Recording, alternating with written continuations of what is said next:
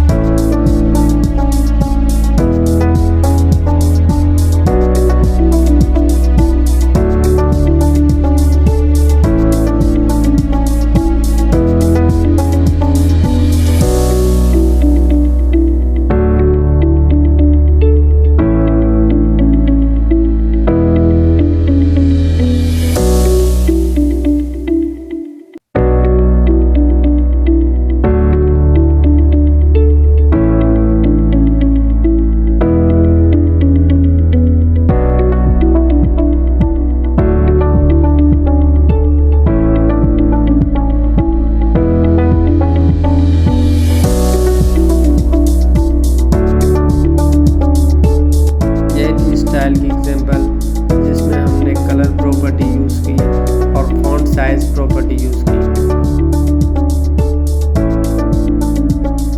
अभी आते हैं कि HTML style attribute background colour.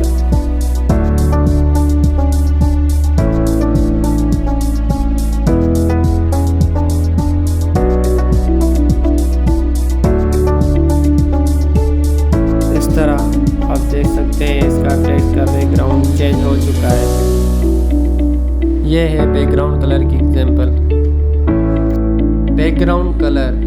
CSS background color property define the background color for the HTML element। Example जो कि हम देख चुके हैं। टेक्स्ट कलर, इसकी भी एग्जांपल हम कर चुके हैं पिछली एग्जांपल में। जैसा कि आप ये देख सकते हैं, style is equal parenthesis colour blue colour red, जिससे हमने टेक्स्ट का कलर ब्लू और रेड किया था। अभी आते हैं फॉन्ट्स पे। CSS font family properties define the font to be used for an HTML element. For example, style is equal parenthesis font colon family। उसके बाद आप कोई भी फैमिली चूज कर सकते हैं, लाजमी नहीं है कि जो मैं यूज़ कर रहा हूँ आप वही करें। देख सकते हैं जैसे ही हम अपने वेब पेज को रिफ्रेश करेंगे आप देख सकते हैं इसकी फॉन्ट फैमिली चेंज हो चुकी है। अभी आते हैं टेक्स्ट साइज पर। The CSS font size property define the text size for the HTML element. For example, font size 300%, font size 160%। Simply हम पिछली एग्जांपल पे आते हैं, जिसकी फॉन्ट साइज को एडिट करते हैं और 200% कर देते हैं। वैसे बाय द वे इसकी 100 पिक्सल ज़्यादा है 200% से। 200% पे ये कम हो जानी चाहिए। ये आप देख सकते हैं फॉन्ट साइज़ की डिक्रीज़ हो चुकी है। अब जैसे ही हम इसकी फॉन्ट साइज़ को 500% करेंगे तो उससे आप देख सकते हैं कि ये इंक्रीज़ हो जाएगी। ये आप देख सकते हैं कि ये कितनी इंक्रीज़ हुई है। हैं टेक्स्ट अलाइनमेंट पर। The CSS text alignment property define the horizontal text alignment for an HTML element। Example, text align center। Example को यूज़ करके टेक्स्ट को सेंटर पे करके देखते हैं। Style is equal parenthesis text align centre. अब आप देख सकते हैं जैसे ही सेव करेंगे तो टेक्स्ट सेंटर पे आ जाना चाहिए। देखते हैं रिफ्रेश करके, ये आप देख सकते हैं टेक्स्ट सेंटर में आ चुका है। ये थी हमारी टेक्स्ट अलाइनमेंट प्रॉपर्टी। अभी इस पूरे चैप्टर को समराइज करते हैं। Use the style attribute for styling HTML element. Use background colour for background colour. Use colour for text colours. Use font family for text fonts. Use font size for text size. Use text align for text alignment. सकते हैं कि हमने इस example में पूरे chapter को summarise किया है। स्टाइल एट्रीब्यूट को यूज़ करते हुए हमने कलर चेंज किया, बैकग्राउंड कलर चेंज किया, फॉन्ट साइज चेंज की।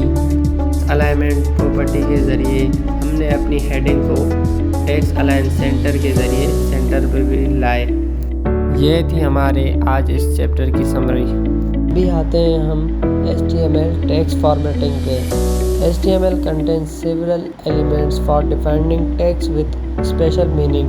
For example, this text is bold, this text is italic, this is subscript and this is superscript. सबसे पहले HTML फॉर्मेटिंग की सबसे पहली एग्जांपल को करके देखेंगे, यानी हम अपने पैराग्राफ को बोल्ड करके देखेंगे। बात को जहन में रखना भी बहुत इम्पोर्टेंट है कि जब आप बोल्ड या इटैलिक कर रहे हो तो तमाम टैग को क्लोज भी कर दिया करें, बट मैंने क्लोज नहीं किया, फिर भी आप देख सकते हैं कि ये पैराग्राफ बोल्ड हो चुका है, लेकिन आपको क्लोज करना लाजमी है। ये जस्ट आपको समझाने के लिए जल्दी में कर रहा हूँ। को दूसरी एग्जांपल के ज़रिए समझाता हूँ। जैसे कि ये मैंने एक पैराग्राफ लिया है, अब इस पैराग्राफ को मैं इटैलिक बना रहा हूँ, तो सिंपली हम बोल्ड की जगह यहाँ पे आई लिखेंगे और आई ओपन, उसके बाद आई क्लोज।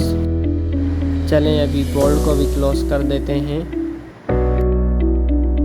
आप देख सकते हैं जैसे ही हम इसे रिफ्रेश करेंगे तो देख सकते हैं नीचे वाला टेक्स्ट इटैलिक हो चुका है और ये टेक्स्ट भी बोल्ड हो चुका है। स्क्रिप्ट और सुपरस्क्रिप्ट में आपको होमवर्क के तौर पर दे रहा हूँ, अगर हो जाए तो कमेंट में डन लिख दीजिएगा।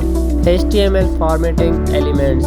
Formatting elements were designed to display special type of text, be bold text, strong important text, italic text, amplified text, mark text, smaller text, del delete text, ins insert text, sub subscript text, sup superscript text।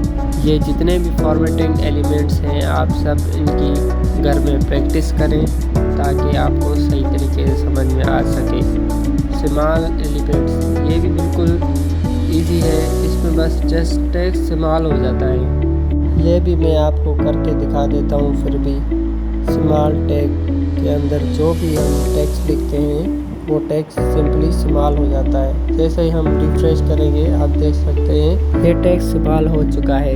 ये आप देख सकते हैं strong text का paragraph और small text का paragraph दोनों एक साथ हैं। इनको ब्रेक करने के लिए हम BR टैग यूज़ करेंगे जो कि एक सेल्फ क्लोज टैग है, आपके बहुत ही काम आने वाला है।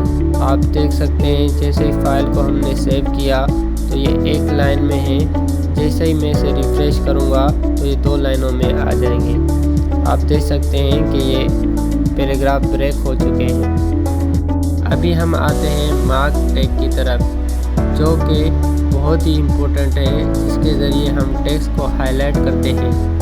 अभी आपको एक छोटी सी एग्जांपल के ज़रिए से मैं आपको समझाता हूँ। एक पैराग्राफ लेंगे, उसको मार्क टैग के अंदर क्लोज कर देंगे। जैसे ही सेव करके रिफ्रेश करेंगे तो आप देख सकते हैं टेक्स्ट हाईलाइट हो चुका है। ये था हमारा मार्क टैग। अभी हम आएंगे डिलीट टैग की तरफ, जिसके ज़रिए हम टेक्स्ट को डिलीट शो करेंगे। भी आते हैं एग्जांपल की तरफ। एक पैराग्राफ लेंगे, फिर उसमें डिलीट टैग के अंदर उसको क्लोज कर देंगे। जैसे ही सेव करेंगे उसके बाद जैसे ही हम उसको रिफ्रेश करेंगे तो आप देख सकते हैं कि ये डिलीट शो कर रहा है। ये लकीर जो आ रही है इसका मतलब है कि डिलीट शो हो रहा है। यहाँ पे डिलीट का मतलब वो नहीं कि टेक्स्ट डिलीट हो जाएगा, यहाँ पर बस टेक्स्ट को डिलीट शो कराना होता है। इसके लिए हम डिलीट टैग इस्तेमाल करते हैं। Subscribe my YouTube channel for upcoming new videos. Thank you for watching.